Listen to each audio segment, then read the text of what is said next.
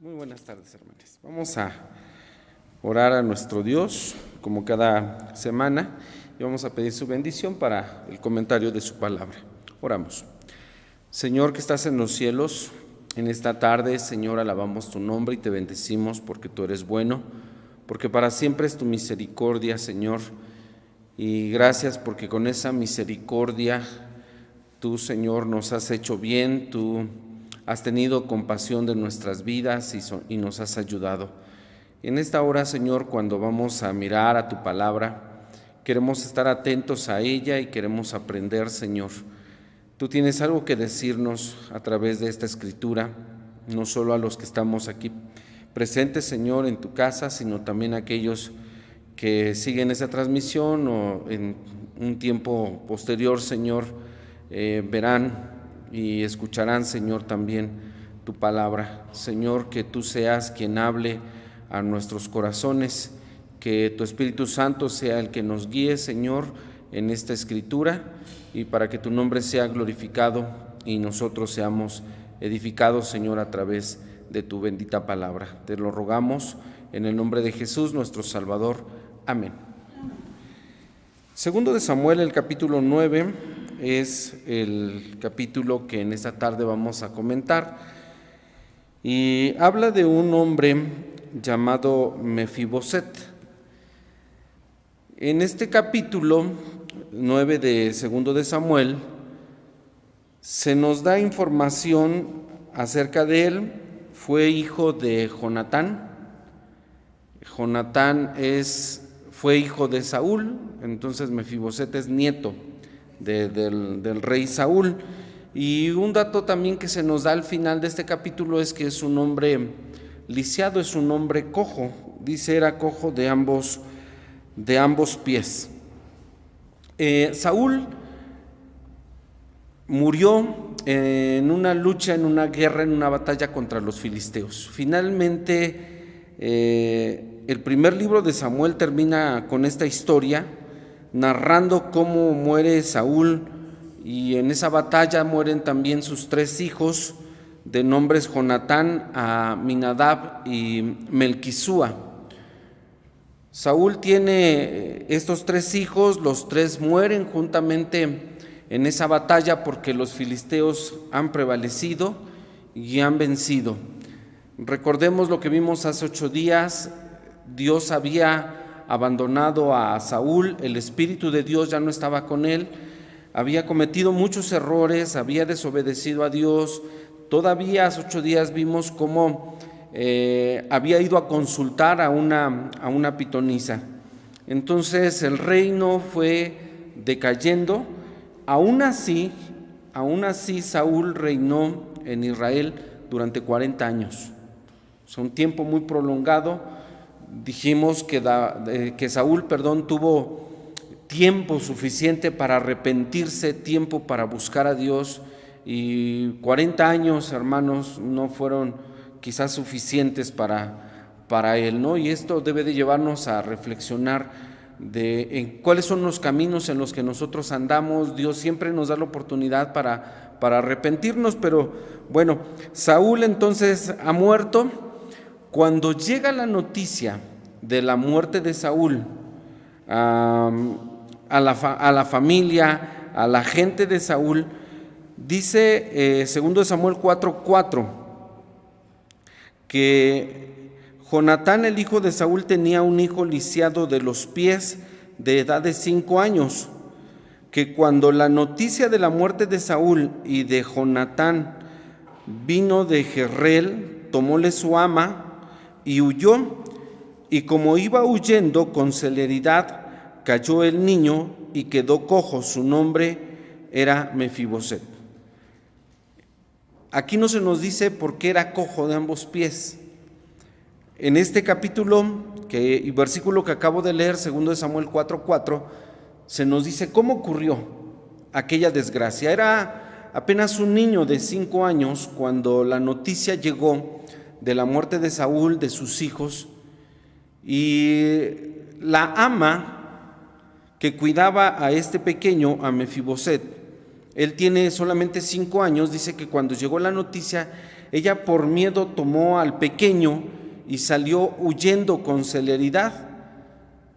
Normalmente en estas batallas lo que sucedía era que moría el rey, morían sus hijos, morían todos sus descendientes. Había de exterminar a toda la descendencia, y la ama que cuida a Mefiboset, por querer proteger al niño, por querer salvarlo, lo levanta, sale huyendo y tropieza. Y ocurre esta desgracia en la vida de Mefiboset que lo va a marcar para toda su vida. Toda su vida vivió con esta lesión, vivió de esta manera, cojo de ambos pies.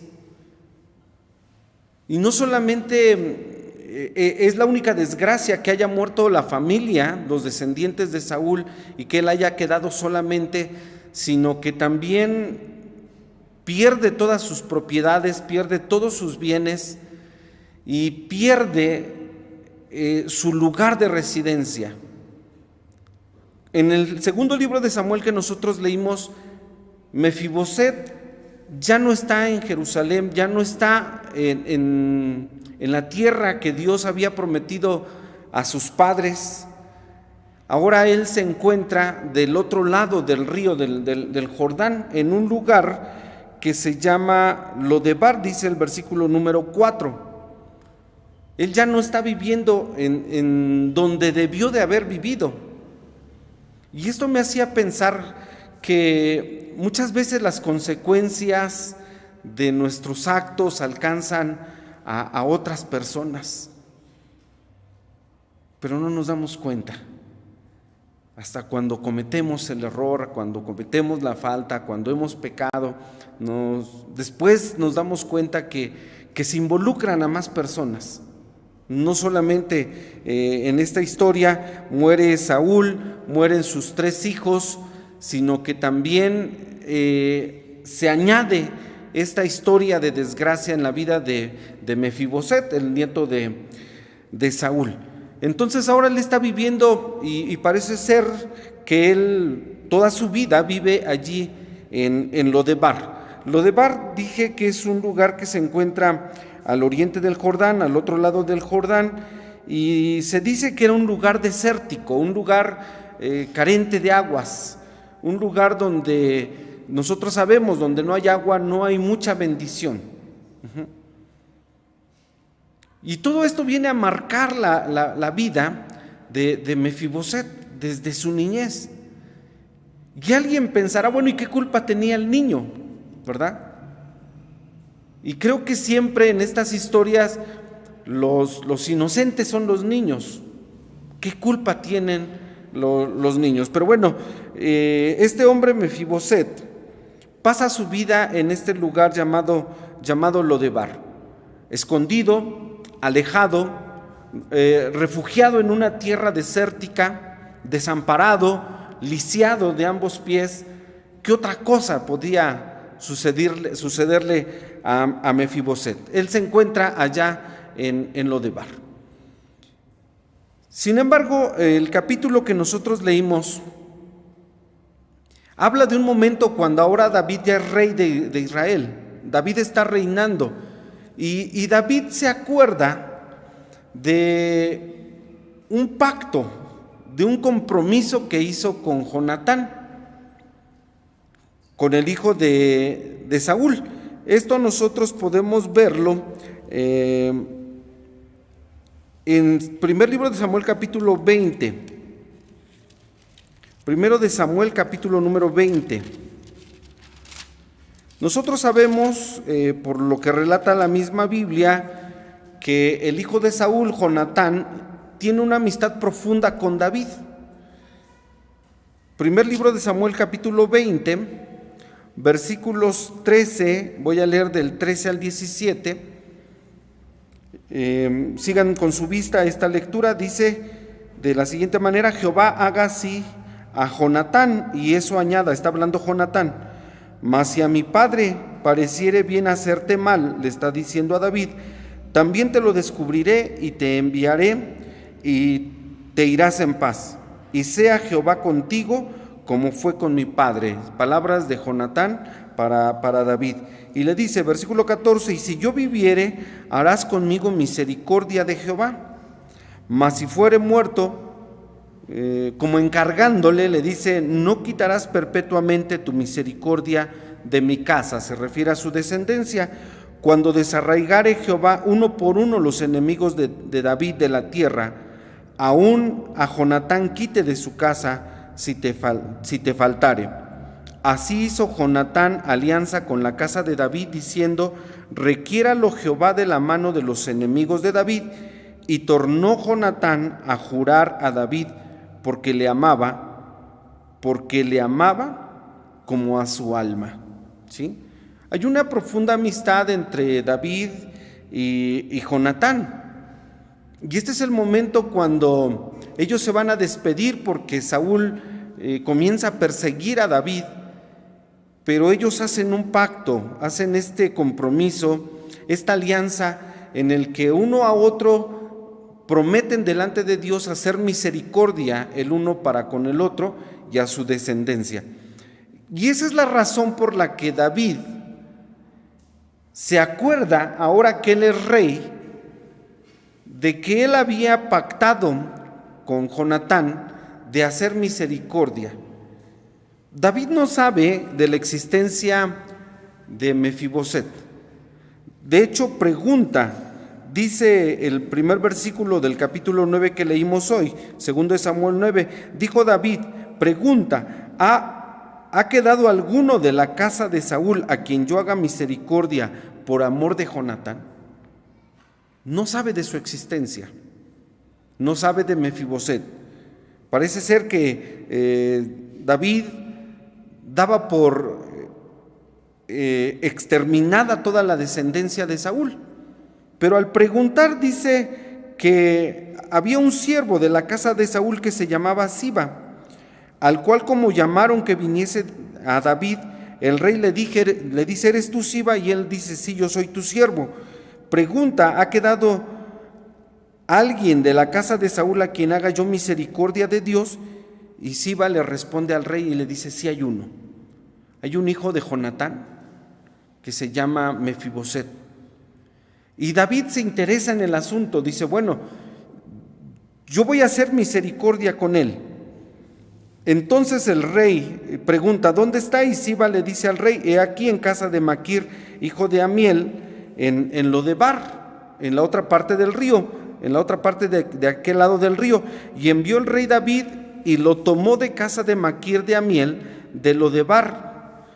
Envía el rey David con el propósito de hacerle misericordia, a traerlo. David entonces, dice aquí en la escritura, que manda a buscarlo, a Mefiboset, para hacer misericordia con él. ¿Qué es la misericordia? Ya en otras ocasiones hemos dicho, ¿qué cosa es la misericordia? La misericordia es un acto con el que se hace bien a una persona que se encuentra en una situación vulnerable de desgracia, de pobreza, de enfermedad. Eso es hacer misericordia. Es el acto que resulta de la compasión.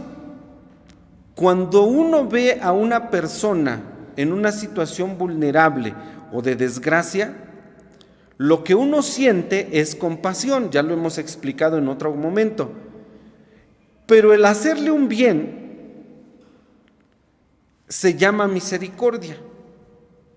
Y hemos aclarado que no es lo mismo la compasión que la misericordia. Los enfermos en el tiempo de nuestro Señor Jesucristo decían, Hijo de David, ten misericordia de nosotros. No clamaban por compasión, clamaban por misericordia. Y de ahí que podemos decir que la misericordia de Dios es el actuar de Dios movido por compasión para hacernos bien. La gente entonces pide misericordia, ten misericordia de nosotros, o ten misericordia de mí, hijo de David. le decían al Señor Jesús: pues bien, David va a hacer un acto de misericordia para con este hombre Mefiboset. Lo va a beneficiar de la manera que Mefiboset nunca se imaginaba. Él estaba viviendo, decíamos, del otro lado del río, abandonado, en un lugar desértico. No sabemos bien cómo era su vida, pero no era la vida que él, como descendiente del rey, debería de estar viviendo. No está viviendo la vida que debería de vivir, siendo descendiente del rey. Él está alejado y está en esta situación de desgracia, lisiado de ambos pies. Pero bueno, cuando David manda por él, obviamente que nosotros tenemos que imaginarnos la escena de la gente que fue a recogerlo a aquel lugar llamado Lodebar. Llega la gente de David, sus soldados, sus sirvientes, y son plenamente identificados porque llegan en un cortejo, muy probablemente, y llegan buscando a Mefiboset. Cuando lo encuentran, le dicen: tú eres Mefiboset, el rey te manda a llamar. Pero ¿qué pasa por la mente de Mefiboset? Él no se imagina algo bueno. Él se imagina algo malo, si es que sabe la historia de que su abuelo Saúl perseguía a muerte a David. Mefiboset era pequeño cuando le ocurrió esta desgracia. La ama que lo cuidaba, si es que en algún momento les llegó a platicar de por qué estaba así, lisiado de los pies, de por qué su familia había muerto, por qué su padre, sus tíos, su abuelo habían muerto, es indudable que este hombre haya preguntado: bueno, ¿y por qué? Y al contarle la historia, y quizás enterarse de que Saúl persiguió a David para darle muerte por mucho tiempo, no consiguiendo el objetivo, Mefiboset, ahora que dice David, que oye, David te manda a buscar, ¿qué creen que habría pensado Mefiboset? Me busca para matarme. No se espera algo bueno, no se imagina algo bueno Mefiboset, se imagina lo peor. Y bueno, el relato de este capítulo continúa diciendo que llevan a Mefiboset ante la presencia de David, y una vez que está Mefiboset delante del rey, dice el versículo número 6, que se postró sobre su rostro, hizo una reverencia delante de David como pidiendo clemencia. David, al verlo, sin lugar a dudas también se conmovió en sus entrañas, primero por verlo lisiado de los pies. No lo ve erguido, no lo ve de pie, lo ve postrado. De hecho, imagínense la escena de dos hombres, quizás sirvientes de David, cargando a Mefiboset, postrándolo delante del rey, porque él no se podía desplazar, él no se podía mover. Tuvieron que asistirlo para traerlo hasta la presencia del rey. Y una vez estando delante del rey, mira al rey, inclina su rostro hasta la tierra, hace una reverencia. Y es entonces cuando David se dirige a él por su nombre, le dice: tú eres Mefiboset. Dice: he aquí tu siervo. Dice que él se inclinó. Y las palabras de Mefiboset creo que nos hacen ver cómo se sentía él. Cómo se miraba a sí mismo Mefiboset en ese momento al estar delante del rey, tan miserable, porque dicen con sus propias palabras dijo: ¿quién es tu siervo para que mires a un perro muerto como yo? Yo me lo imaginaba con una autoestima sumamente baja, a Mefiboset, asustado ante la presencia del rey. El rey con su vestidura es el hombre más importante en Israel, es el rey David. Y Mefiboset se siente apocado, se siente miserable, avergonzado porque sus piernas no le responden. Y todavía si trae él en la mente lo que yo narré hace un momento, si sabía de que su abuelo Saúl había perseguido a David, pues ahora Mefiboset en estas palabras refleja todo el sentir de su corazón. Dice: ¿quién es este perro muerto? Dice Mefiboset: para que me mires, para que mires a un perro muerto como yo. Miren, hermanos, creo que hay muchas personas en el mundo que han pasado por situaciones como esta que se mencionan aquí, que una desgracia, una tragedia marcó sus vidas. Y han cargado con ese lastre durante toda su vida. Han sufrido, han tenido necesidad, y bueno, el sentir de sus corazones quizás se parezca a lo que dice aquí Mefiboset. Él refleja toda esa carga que tenían en su vida, en su ser, en su corazón.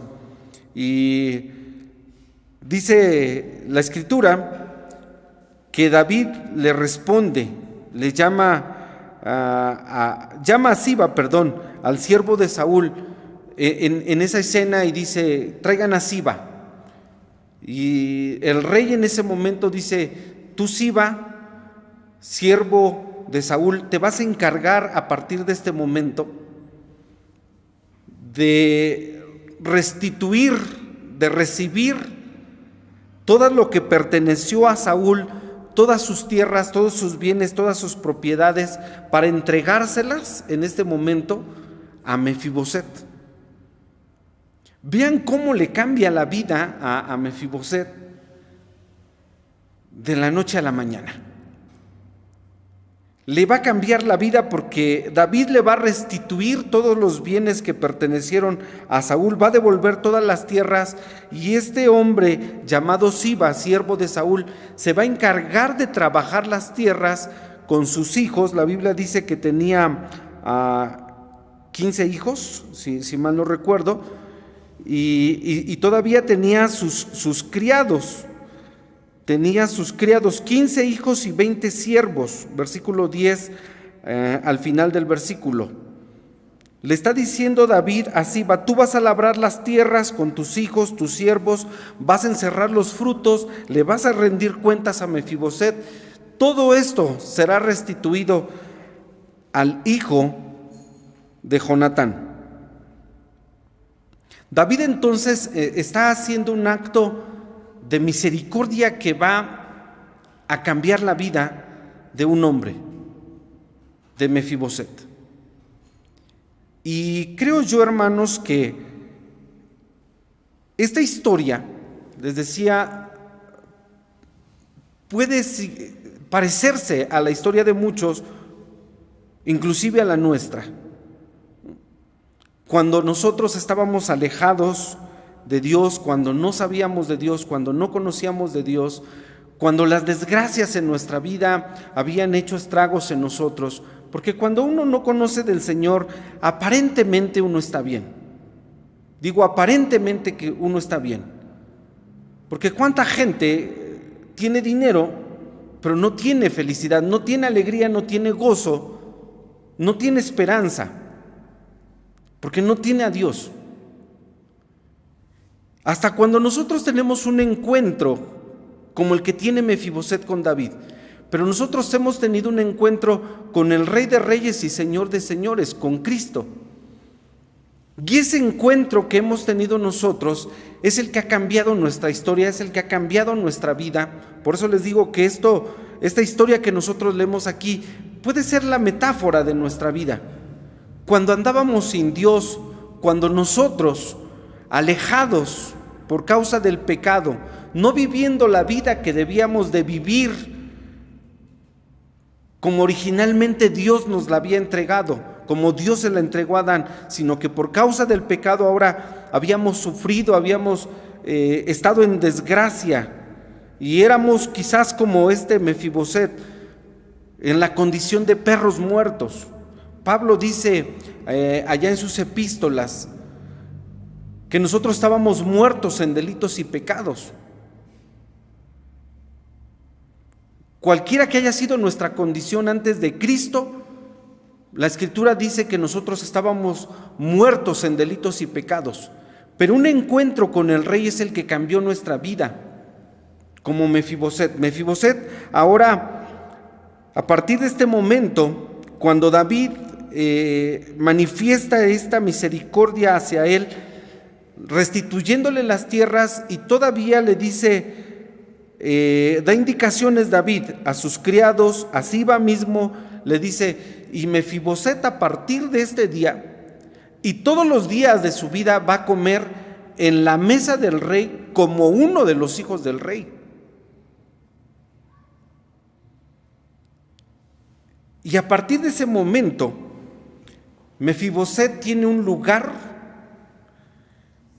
en la mesa del rey, con una dignidad al lado de los hijos del rey. Obviamente hay muchos detalles alrededor de esta historia que nosotros no conocemos, pero ¿qué habrán pensado los hijos del rey, los hijos de David, al sentar ahora a un hombre llamado Mefiboset, lisiado de ambos pies, a la mesa, y todos los días va a comer con ellos como uno de los hijos del rey?